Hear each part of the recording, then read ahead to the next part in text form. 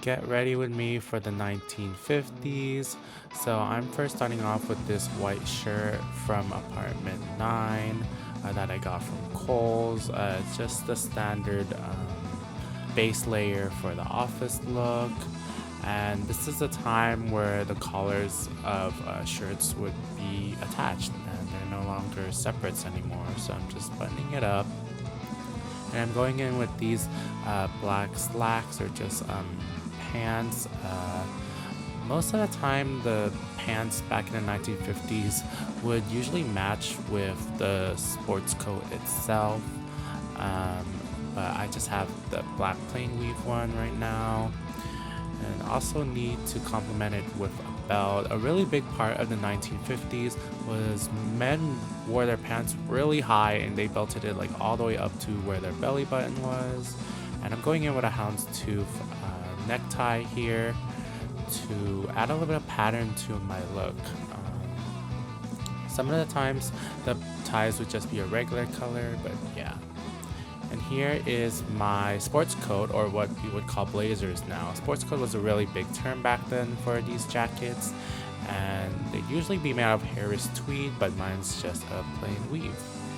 And I'm going in with loafers, but back then, penny loafers were definitely the mainstay for the look. And for my suitcase kind of faux is going to be my Coach square bag, and I'm ready for the office. So just a little comb over to give a nice clean look. Oh, and can't forget my jacket, because during the time offices were super cold back then, but thanks to the development of synthetic materials and such, people were able to get their hands more on jackets and sport coats in general, and that's why so many colors were made back then. It was even called a peacock fashion at the time.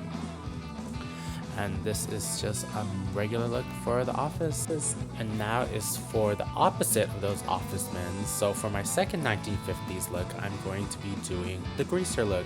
And that starts off with this white shirt I got from APC, then these straight and boxy jeans that I got from Old Navy, and denim was such a big identifier for greasers back then. You would see anyone with denim trousers as a part of their team.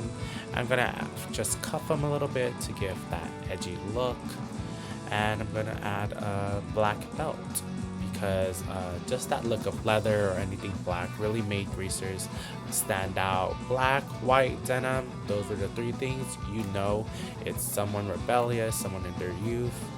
And here is going to be the black leather jacket to finish it off, completed with rivets and zippers, because during this time, the greasers were very much in tune with fashion and in tune with themselves.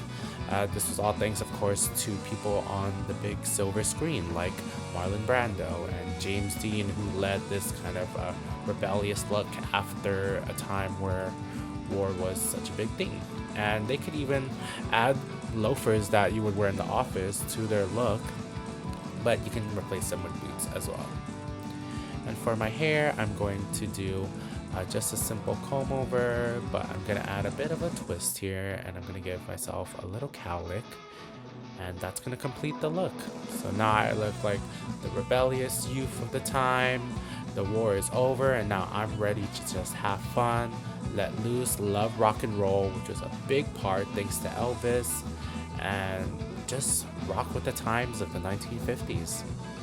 So for my artwork, I chose the one from Pulp Fiction by James Alfred Mies, and it depicts a greaser man with his love interest, and it's just expressing a time where youth were really discovering themselves in a time where poverty was strong within the East Village, where all these greasers were, and they just wanted to find the fun in their youth through love, through fashion. I think that's such a big contrast from the businessmen of the other 1950s look, where it was mostly office work. So this was one I really wanted to showcase.